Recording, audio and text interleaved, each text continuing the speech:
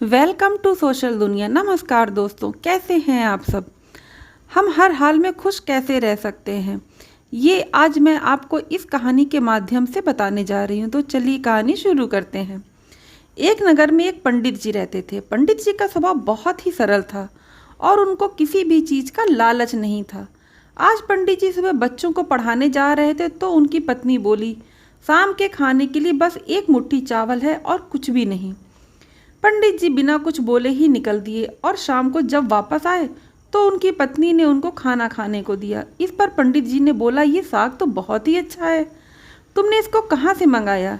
इस पर उनकी पत्नी ने बोला, आज सुबह जब मैं आपसे पूछ रही थी कि घर में बस एक मुट्ठी चावल है तो आपने इमली के पेड़ की तरफ देखा। जब देखा तभी मैं समझ गई थी कि मैंने इमली का साग बनाना है। इस पर पंडित जी ने कहा, अब तो हमको भोजन की कोई चिंता नहीं करने की ज़रूरत है। पंडित जी ने जिस नगर में रहते थे, जब उस नगर के राजा को पंडित जी की गरीबी का पता चला तो राजा ने पंडित जी को अपने महल के पास आकर रहने का प्रस्ताव दिया, लेकिन पंडित जी ने मना कर दिया।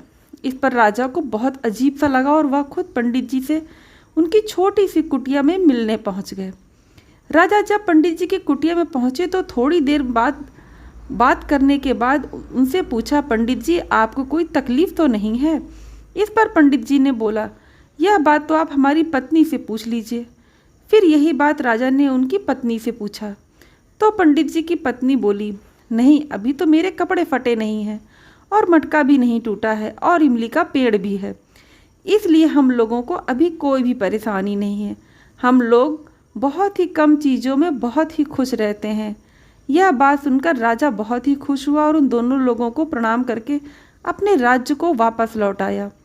इस कहानी से हम आप लोगों को यही सीख देने की कोशिश कर रहे हैं कि जीवन में खुश रहना सीखो। ज़रूरी नहीं है कि आपके पास राजमहल हो तभी आप खुश रह सकते हैं। दोस्तों, इस कहानी के विषय में आपकी क्या राय है, आप मुझे कमेंट करके ज़रूर बताएं। कहानी अच्छी लगी हो तो अपने दोस्तों और रिश्तेदारों में शेयर जरूर कीजिए। वीडियो को लाइक और चैनल को सब्सक्राइब जरूर करें। बेल आई बटन को दबाना मत भूलिएगा ताकि जब भी मैं नया वीडियो बनाऊं तो आप तक पहुंच सके। खुश रहिए, प्रसन्न रहिए, अपना ख्याल रखिए। फिर मिलूंगी। Good bye.